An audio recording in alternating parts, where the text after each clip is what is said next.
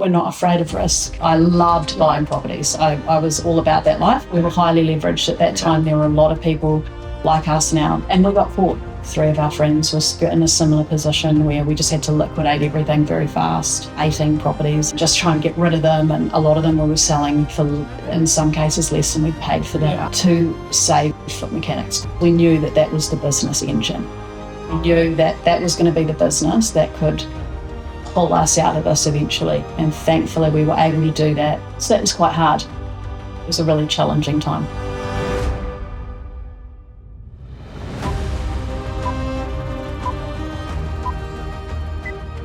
Hello and welcome to another episode of Ways to Wealth. Today I'm joined by Lorraine. Lorraine, why don't you give the TLDR on who you are and what you get up to? I'm Lorraine Miller, and I originate from Auckland actually, but I live in Tauranga. What do I get up to? I would explain my life in a sentence. I am involved in business ownership, co-founder, investor, governor. That's my biggest thing that I'm kind of working in at the moment. And mum. Yep. And all those other things that come along with that life. Okay. Has there been a real focus in terms of sectors that you've built experience in, or have you? Absolutely. Yeah, John and I John's my husband for 29 years. We started in health, so podiatry. We started with a clinic, which is now called Foot Mechanics, and it's quite a big practice now. It's New Zealand's largest privately owned podiatry business. Oh. And yeah, it's got 20-something clinics around New Zealand, up and down the whole of New Zealand. We've kind of cut our teeth in that sector, health. Yeah.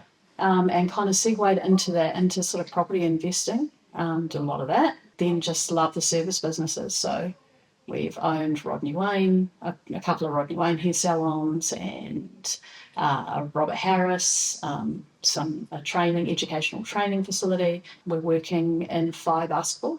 Okay. Which is a big story I can tell you about. Yeah. That sounds good. That would be a cool place to go. Seems like you were always an equity owner of some description. Yes. Was that by design? Was that by mistake? How did that kind of come about? I think that was probably by design, and not so much mine, probably John's. He's definitely more the strategic thinking type person, and so that it kind of just naturally went that way, and I kind of just followed the lead. So it's always been like a joint venture, absolutely from day one. John and I would say, in my years of business and doing the things that we do, we very rarely come across couples like ourselves, where we are 50-50 in partnership in all of our companies actually. And we work together, so we have a desk next to each other. And we've just really, I think, I don't know how, but we've managed to figure out how to complement each other, how to cover each other's weaknesses. You started to work with your husband in this partnership and make it work. Mm-hmm. And obviously that is really interesting. Probably had phases. Yeah. Yeah, for sure. While you were working it all out. Yeah, definitely had phases.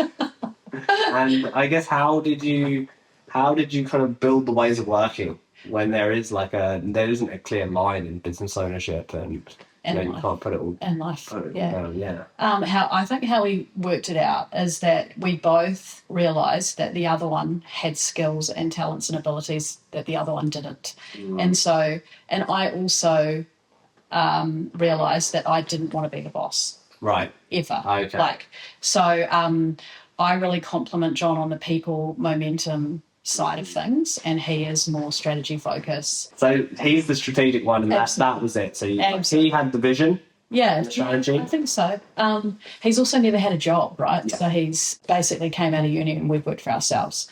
So I think we both had to lean into our strengths, at different times of our lives to make sure that there was always food on the table. There was always something going on.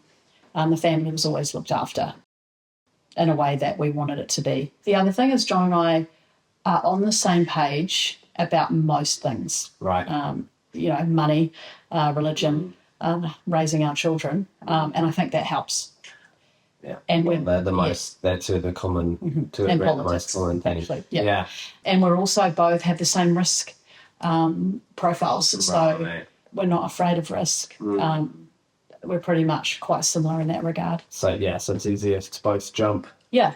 Well, yeah. And I'll probably jump first. Right. He's probably a little bit more like... But he probably was like talking about jumping first. Yeah, and then he'll push me. No. Does it?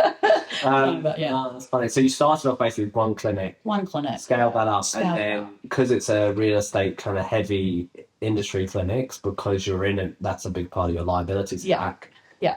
It was easy to fall into the commercial property side. Well, what's really interesting about that is we actually never bought any of our own commercial properties to house our clinics. Oh. We've always leased. That is really interesting because we kind of have this belief that the money is better spent investing in the business rather than in a property. So we have, although we've had commercial properties and bought them, we've mostly dealt in residential and rentals. Oh, okay. Yeah, cool. Yeah. So, and you just kind of treated that as a business as well. Yeah. You had those residential. Yeah. So did you ever get like management companies involved? We did. Had to. So we had foot mechanics, and that was growing. John decided, he had a really great Whitcoulls education. Right. So he decided it was time to formalise that. So he went and started his MBA. That's one thing about John and I, is we both love to learn. And so he started his MBA. We had the salon and the cafe at the same time. They were big businesses. I think the salon had 26 hairdressers at the time. Oh my God. And I was also kind of dabbling in property. And I loved it. I loved buying properties. I was all about that life. With everything else going on, it was a bit of a side hustle. So I ended up buying properties for family and friends, and they'd give me $1,000, and it was great. And I ended up doing quite a bit of that. And a lot of people asked me why I never went down that route for my career. And at the time, I hated the industry. It was not for me, the real estate industry. I didn't like the culture, didn't like a lot of the people. And so I just thought I'd rather do a traditional business. So that's when we kind of... That creates cash flow for you. Creates cash flow, all about the cash flow. Yeah. When the cash flows. Cash is king, right? Yeah, I mean, that's when you get in trouble. It's when you don't have the cash flow to service your liability stack. Yeah, and we got caught in the GFC. Yeah. We were highly leveraged at that time. There were a lot of people like us in our early 30s, had really put it all out there. In fact, I know 3 of our friends were in a similar position where we just had to liquidate everything very fast. Yeah. And thankfully we were able to do that. I can't remember, something like 18 properties, and Jeez. I don't know, some really short amount of time, and just trying to get rid of them. And a lot of them we were selling for, in some cases, less than we paid for them. Yeah. And it was really to get as much cash in the bank that we could at the time to save foot mechanics, because we knew that was the business engine. Right. We knew that was going to be the business that could pull us out of this eventually. So that was quite hard. Yeah. It was a really challenging time. Yeah, it's something that I spent a lot of time thinking about. Is like, I think of capital in 3 types, right? So human capital, kind of what you like, the partnership, how you build the culture, what other humans you need in the loop. Then you got your computational capital, which is now systems and compute. So am I going to delegate tasks to a computer or a server, or am I going to need humans, and how do they interact? Yeah. And then finally you got your financial capital, and that's obviously your balance sheet, your cash flow. Yeah. What do you actually need? It is just really hard to manage. I don't know if it's because of like how the financial system's built or how we kind of think about it in education, but it seems like the same mistakes happen quite like frequently around leverage. Yeah. And leverage looks a little bit different in different ways, but ultimately any situation where it's highly leveraged, it's really hard to know what the future looks like, because small changes make big differences, right? It's the small changes that can actually pull the whole thing down if you're not careful. So did that experience make you more interested in operating businesses and like traditional businesses, or? Yes. I mean, bricks and mortar businesses, I think we realised that we were probably quite good at service-based businesses, and we went kind of donkey deep in that space. John and I also had a really big conversation, a broader conversation about how do we diversify this thing, how do we mitigate risk, and so we did. John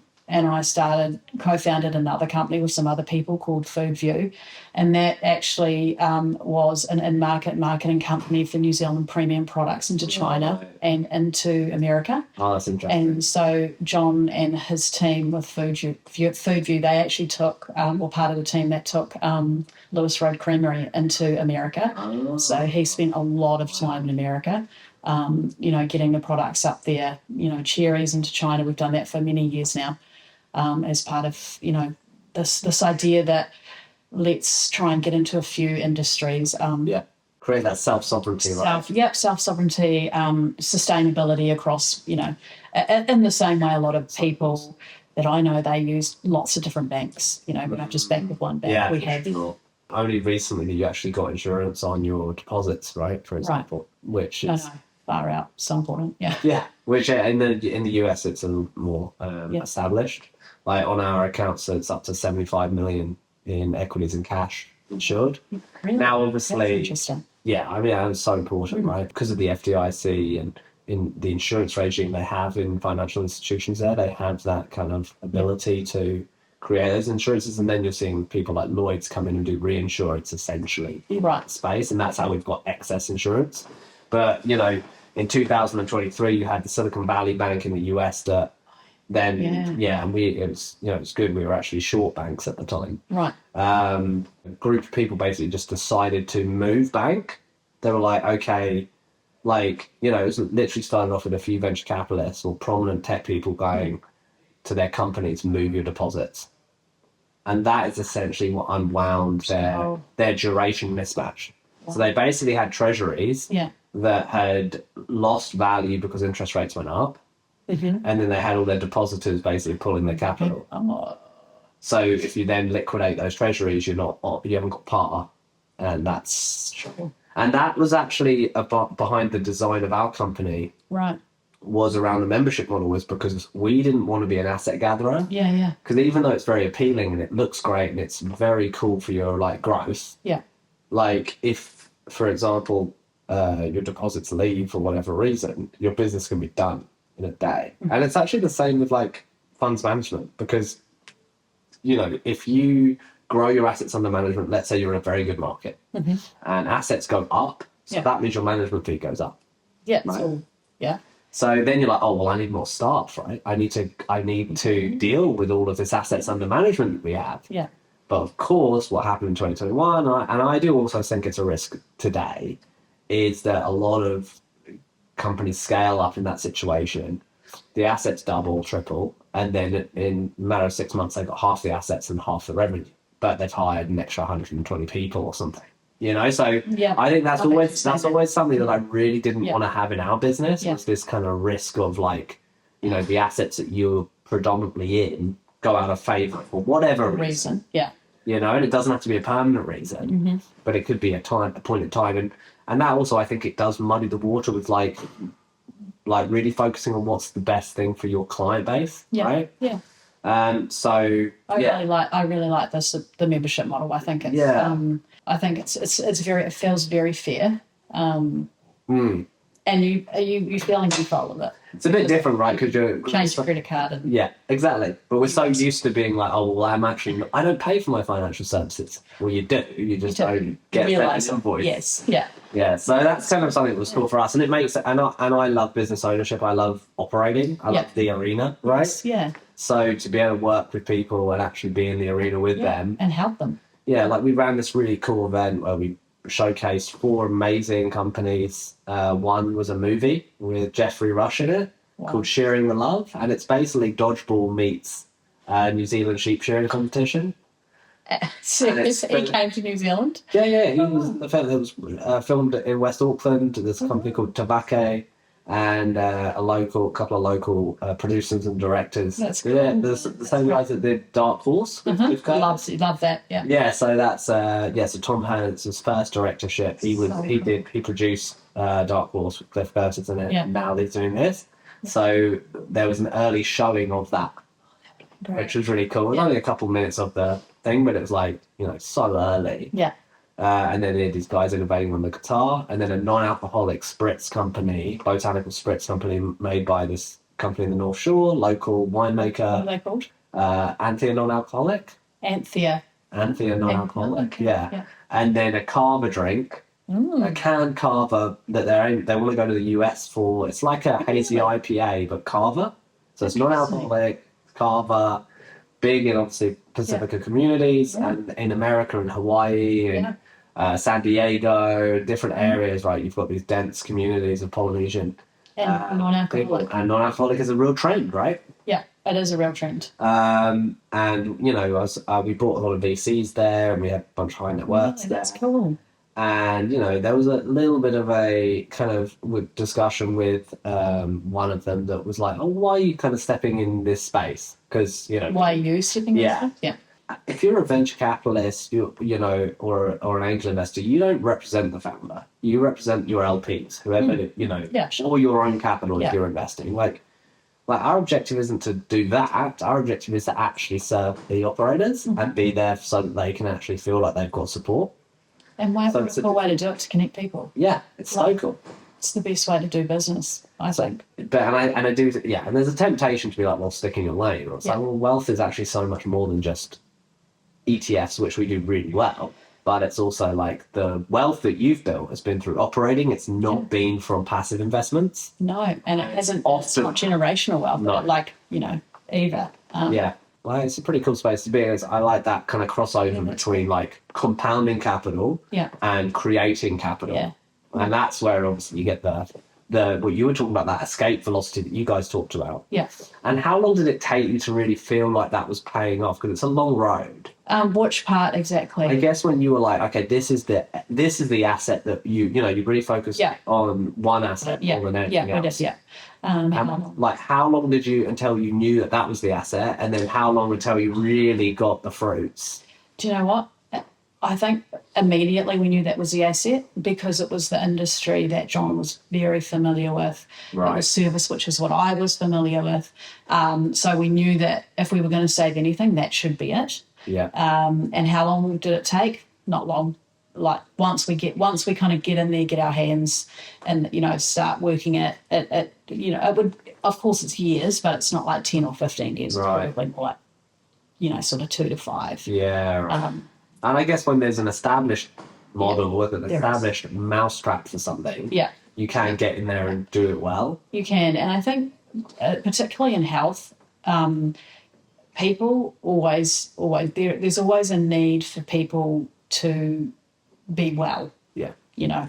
And so our focus really became developing our purpose and make sure we're executing that really well, and we got real clarity around that, about helping people helping restore joy to people's lives by helping them keep well and stay connected to the people and the places they love. And we realised that people's worlds become very small when they're not mobile. When they're not mobile is when you can't go and see your grandkids, or you can't go for a run, or it just really makes everything feel hard.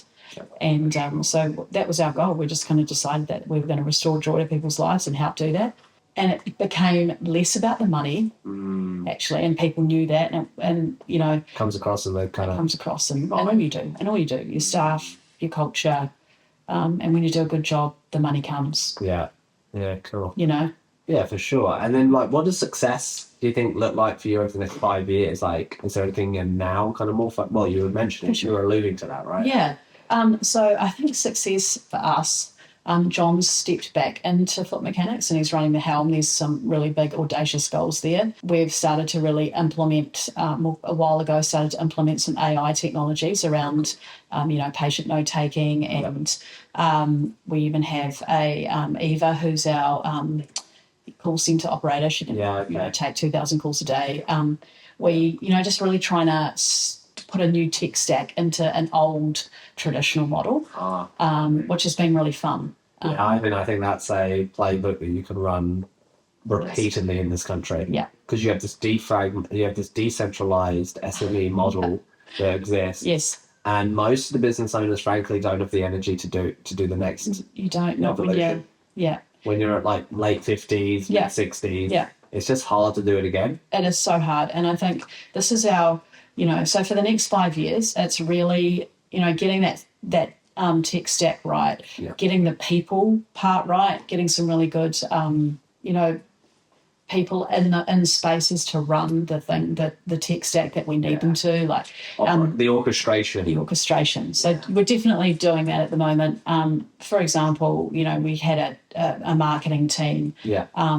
We've kind of stripped that right back. We now have one person managing 4 to 6 AI agents doing our marketing now. So you're getting a lot more productivity and you're getting it a lot faster, and it's the details are correct and all of those things that help a business go to the next level without having a massive human resource burden. So it really is about, the next 5 years are really about continuing to build Foot Mechanics out, and we want to add a whole lot more. Have you found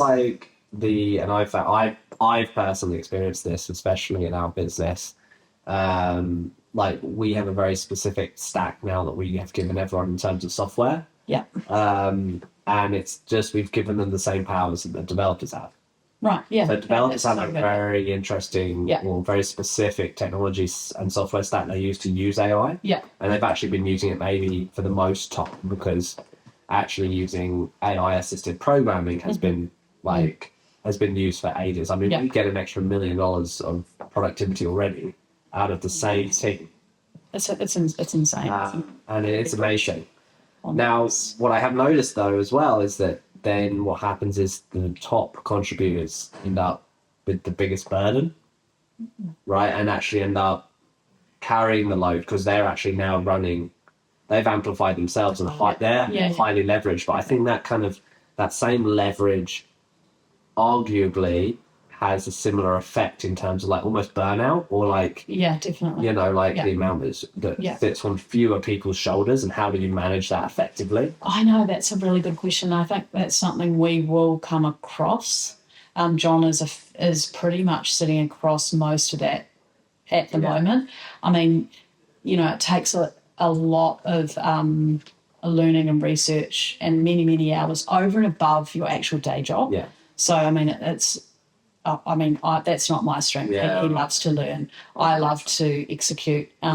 So I think for him, 100% what you're saying is right. It will get to a point where it becomes too much and too heavy, and that's when you have to go, well, who else do we need? Exactly. Who are the people that run the different parts? Who are the people? And that's where it becomes really key. Yeah. It's so fun, but I've noticed that. I was going to say, you'd be feeling the same thing. Yeah, for sure. You're carrying that. Because I carried a lot. I was saying to my son, we were away on that. I was like I'm at the moment running 6 agents it was 6 as well for some reason, but to write programming in different parts of our stack all at once. And I was explaining to him, I was like, the amount of money I'd have to raise. Could you imagine? To pay for those queries, when I started, is so insane. much. It's actually insane. Yeah. Yeah. So so I think that it's just so fun. I think that's where there's this huge opportunity, and you may know it, you may not, is that the business multiples of New Zealand businesses is much lower than the equivalents in the US and the UK. 100%. You're looking at 40 cents on the dollar. Far out. So if you buy a pound of profit in the UK, you can buy that same pound for 40 cents or 40 pence. So there is an interesting arbitrage there. Yeah. But also, how do you get the multiples up here? You have to be smart. You have to build the systems. You have to build the systems. Yeah. And the systems don't exist in the same way, and there isn't a buyer in the same way. And I think that's the number of buyers. Yes. That's ultimately why there's a lower multiple, but that can change. Yeah. And I think that creates a lot of opportunity in New Zealand, actually. Yeah. I'm quite excited by it. That's cool. Yeah, I'm excited too. And then, so what would you say your biggest challenge has been in the whole process then? Maybe for you personally, as the operator, in this kind of dynamic of a partnership and building multiple different businesses, and for yourself, Time. Wanting to do so many things and not thinking I have the time to do it. That would be my biggest challenge. Yeah. Knowing I could do more. I think I struggle with seeing opportunities pass me by. For example, I know this at the moment, we're marketing this really great house, and I know it's such a good house and it's such a good location, such good money, and it's not for me right now. But I'm that you want to do. But I'd love to do it because I know that, there's probably $500,000 at the end of it that we could take out of it if we do it right, So it's those kind of things. Saying no. Saying no or knowing what to say no to. Yeah, so definitely time has been a challenge and, letting opportunities or good deals go by, I find that a challenge. And so it's a real discipline to do that. It is really. To be like, I'm going to focus on the really important thing. Yeah. As a builder of things, and like an inventor of sorts, I guess you could say, like, I love building stuff. Yeah. Like creating and inventing. Yeah. And then obviously, what's the most important thing for the business for me to create? Right now, yeah. For me to solve a problem. Like, if I'm good at solving problems, then, where do I put my focus? Mm-hmm. And often, you can put yourself into the thing that you want to build. Yeah. Because you like that feature, we need that. Sure. But you might actually need to just spend the time building the compliance function or something like that. Absolutely. I think one other thing I think is a challenge is the people part of business. For you specifically? Definitely. Okay. I think being a person, I don't have high empathy, but I do care about people. Mm. When things don't happen or people get hurt or feel hurt, I don't like that feeling. Yeah. I feel very challenged by that. Mm. Yeah. So is it not? Would you say in a management sense as well, or a control sense? Control, management, all of those things hurt. Yeah, yeah. I know the pain. You know the pain. Oh, yeah. And especially when you do something and you think it's so good for the other person, and you're like, this is a win-win. And then they come back and they're like, that was not a win-win, and you really hurt my feelings, and I feel ripped off or whatever, and you're just like, really? Like, I would never do that. That is never my intention. But people feel the way they feel, and that's one thing I've learned in business, investing and deal making and all of that is I can't change, and I'm not responsible for how people feel. And you don't have, it's like what do you actually control? And what do I control? Yeah, and I don't control them. Yeah, unfortunately, I'd like to. Well, I've been spending a lot of time on this new kind of approach. It's called motivational interviewing, and I'm not high on the empathy scale, but I do care. You do care. But I'm also very focused on what I'm focused on. I think that's the problem, is you can get focused on things and objectives and getting things done. Yes. And that might mean that you're not aware of like how the other person is like interpreting. 100% how it is. Yes. So I've been working on this thing called motivational interviewing, and you should definitely look into it. It's a clinically proven way to basically get people to stop drinking or doing drugs. Really? That's how they use it. But it can be applied to sales, but also leadership. And actually I use it with my kids. Yeah. I use it with my wife. She won't watch this, so it doesn't matter. But like, it's all about actually focusing on essentially where someone's at. Yeah. And where they want to be, so really identifying the gap for them in that situation, and then actually, rather than lecturing them, which is my natural thing, which is you should do this, obviously, because it's a clear move, but going, okay, well, how could you get to a place where you can make a step to get you to actually close that gap? Yeah, that's cool. And it's changed my life. Interesting. And I adopted it, I started learning about it last year, but we really started implementing it into everything we do this year, and it's changed everything for us as an organisation, but also for me personally. Yeah. In terms of especially with the kids, it's been really helpful. Yeah. And and interpersonal relationships within the organisation, not just how do you obviously. Yeah, that's cool. I'm gonna look into it. Yeah, have a look. It's really cool. We spent a lot of time thinking about it, and it's really just that focus. And I think focus of thinking of the individual's gap. Because I think as a macro thinker that's thinking about an objective, it's like, okay, well, how do I take our customer base from 10 customers to 1,500, and what are the bite-sized steps I need to take? I'm really good at that. Mm-hmm. But then delineating that to the people. Yeah, that's the key, really, isn't it? That's the difficult part. That's a difficult part. I find that time with time as well. It's really difficult of allocating the right time, giving your team the right time, your time. Yes, I know that's so hard. Yeah, yeah. It's just one of those things. That's funny. I think we struggle with the similar thing. I think probably do too.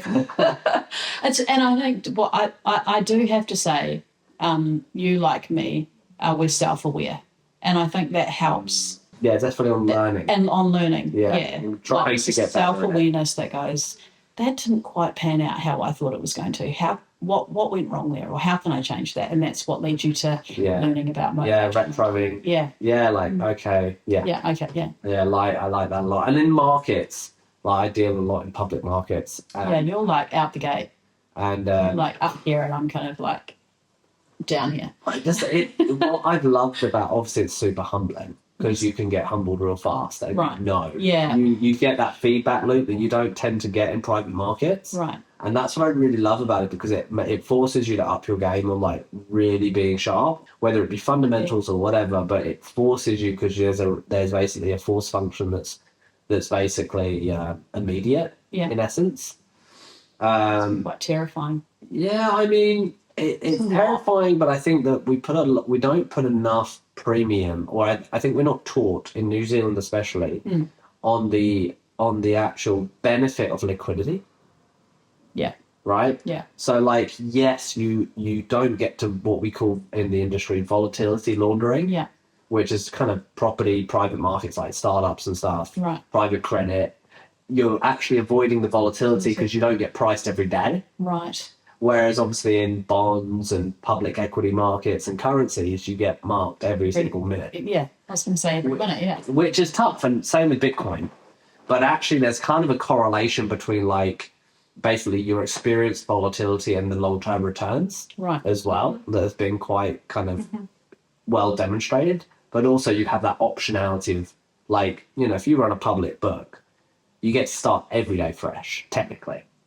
Whereas obviously if you get into 5 private businesses, you're in those 5 businesses. You are donkey deep in them, and so, you figure it out. Yeah. So that visceral experience of really learning and understanding public markets and like spending the time to understand how like market psychology works has actually just broadened and helped create like a better standing across the spectrum, including the private stuff. Yeah. Because there's a level of depth there and accountability that you live that doesn't quite exist in the shadows of private markets. So it's just a nice way to learn. Yeah, I've really loved it, and and it's taught me a lot. It must have been a lot of learning. Yeah, but actually when you break it down to first principles, there's actually very little difference. Right. It's just that, it's different. Just a different mechanism. A different mechanism, a different vehicle. Yeah, like when you're buying, like I think Google's the best business in the world. Really? Even now? Oh, it's appreciated so much. I thought Rocket Lab was the best. No, is it Rocket? Well, what is the best business, right? Well, I think the best business is a business that's durable. So Buffett, right, and Berkshire Hathaway, they've got hundreds of businesses underneath Berkshire. Yeah. But if you break Google down and you break apart YouTube, Google Suite, Waymo, the data center business, YouTube, the search business, the ad network, you actually go, well, this is 50 businesses. And I think that conglomerates and conglomerate like setups now make you more self-sovereign, because if you're a one-trick pony, you're much more exposed to being displaced. And taken over or copied. Yeah, like SaaS products. Like now everything's about distribution. So when I started getting into tech, it was all about, okay, you'd raise your first round to build your product. Right. So you'd burn, let's say, anywhere from $500,000 to $2 million just building a product that probably no one wants yet, and then you have to iterate on it, right? That's crazy. Whereas now, like, you don't need to raise that money. No, because you can do it for $500. Yeah. Well, yeah, $500 and a ton of hours. And a ton of hours, yeah. Yeah. That time exists. Yeah. And then you have to iterate, because that's where you learn everything, really. Yeah, it is. But then, okay, but what does that do to the capital structure? Because there's a bunch of, venture capitalists out there that have raised hundreds and hundreds of billions, if not trillions of dollars to allocate to those businesses. And they have a method, right? They go pre-seed, seed, Series A, Series B, Series D, Series C. And then maybe you go public, right? Yeah. And it's always been that there'll be another check to basically... Sounds like building a house. Yeah. You kind of get payments along, progress payments type thing, It is. Now, that bootstrap model is now more interesting. But then it's like, okay, well, how do I get distribution? I know, that is the hard. Because it's so noisy now. It's so noisy. I think you'd notice this in the service space, because we've noticed it as well, and that's why we've taken a pretty big pivot. So many options. So many options, and like Facebook Facebook ads. Is it a scam? Yeah, or not. Yeah, it feels like it. It does. Depending on what industry you're in. Yeah. But actually, it feels like, again, they're actually under the hood from a first principles perspective. They're basically running an auction system. So what they do under the hood is like the same as the stock market. Yeah. So people have to speculate on their ad space, their attention that they're buying, and they have to keep buying it. Yeah. So that's why I'm now all in on like how do you build your own distribution systems and how do you do it differently and how do you make that more effective? I mean, that's really interesting within the music industry too, right? You know, sure. With we see it. Yeah. I'm involved with parachute music. One of my things that I do now a lot now is governance. So directors, I'm director on a few things, but one of them is this parachute music, and there is an issue around distributorship. Like, a lot of people don't sign with Signy; they just go independent. And how does that work? And does it work? And I mean, you've got I met a young woman up there who's, honest to goodness, the most incredible, talented musician I've seen in a long time.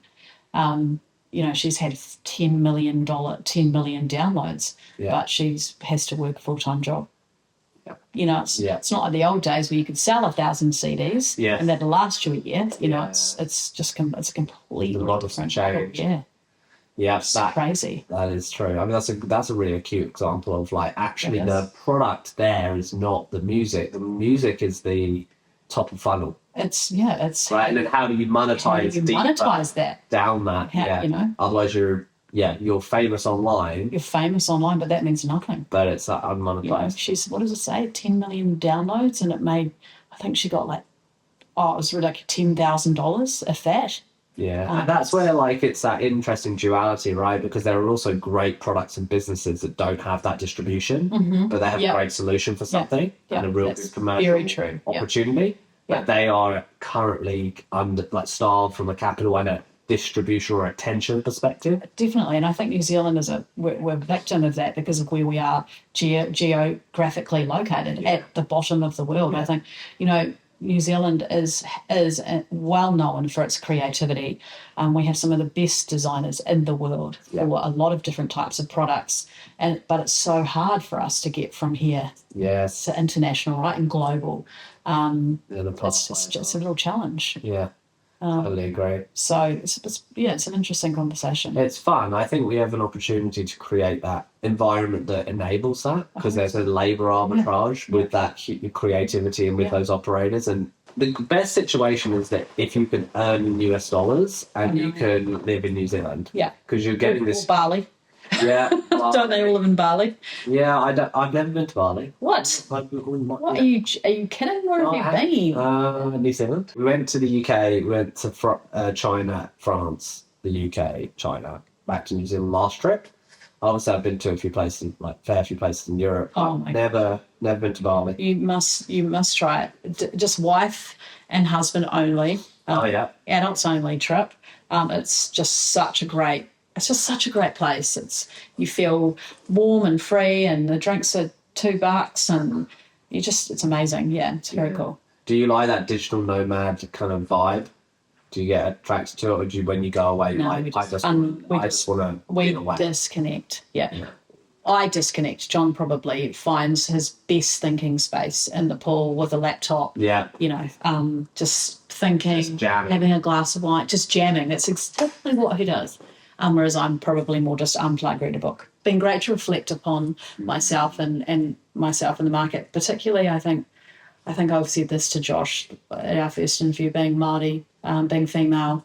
There's been a lot of challenges to have to overcome, even just from there. I've always felt like the start line was way ahead of me, and I've had to start back here. So it's great to be asked and to share that, and it's awesome, and to encourage other people that you can do it.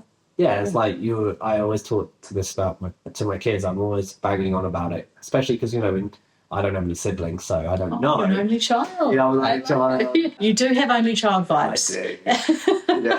That's the meandering. It's the only child. Yeah. Obviously, when you're always, especially in this modern day and age with social media, is you're always like, okay, well, you're comparing constantly, and we're all actually running our own race. And actually, if someone starts with nothing and they get to 200 meters down the road, it's actually like, you just got to bear in mind that someone might have just started like miles ahead of you. Yeah. And you just can't compare. You can't. Not the same.